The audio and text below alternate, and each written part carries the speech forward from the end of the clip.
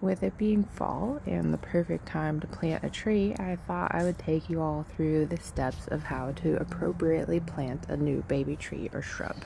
So we want to start by making sure that it's placed appropriately within our site. So we don't want a tree that is too close to a fence or a house. They look really small when they go in, but they grow fast.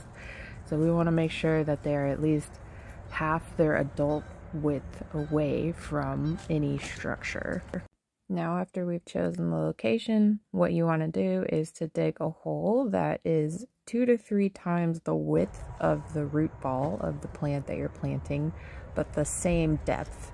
So you don't want to dig a hole deeper than the depth of the pot the plant is in. This can result in the plant sinking, and this is really bad for the health of the plant, as they must have their root collar and root flare exposed.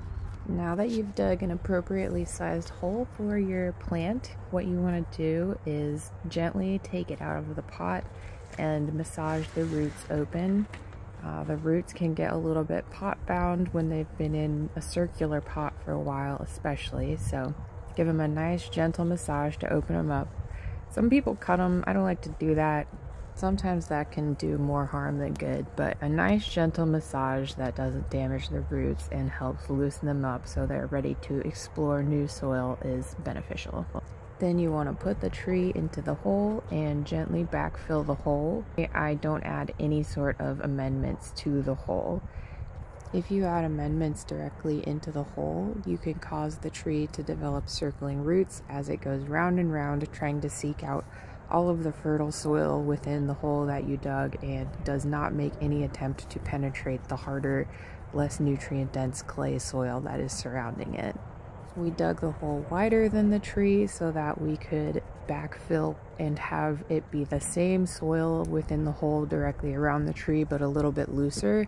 So as the tree adjusts from being spoiled in potting soil, it can go into a looser version of the whole clay soil around it, and then it should be able to more easily seek out nutrients within soil outside of the radius of the hole that you dug within the greater yard.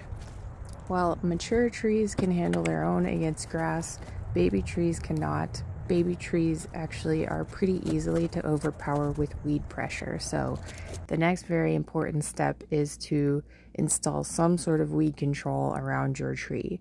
For smaller plantings and single trees and shrubs, it's easiest to do some sort of cardboard or landscaping paper covered in a nice layer of compost and then a couple inches of mulch. Ideally, this extends out about 3 to 4 feet around the plant that you're installing. This is super important, especially for larger trees and shrubs, because by putting compost and mulch and holding in water and allowing nutrients to percolate slowly through the soil in a radius outside of that you dug for your hole, you are encouraging the roots to seek out fresh soil, and a healthy root system is what will make your tree grow big and strong. The last thing that you want to consider is you don't want any of the compost or mulch to touch the bark of the tree. Remember, we need that root flare exposed. That's right where the roots start to turn into the trunk of the tree, and this is super important so that the tree can breathe properly. Mulch and compost up against the trunk and covering the root flare will result in disease and rot and shorten the life of your tree.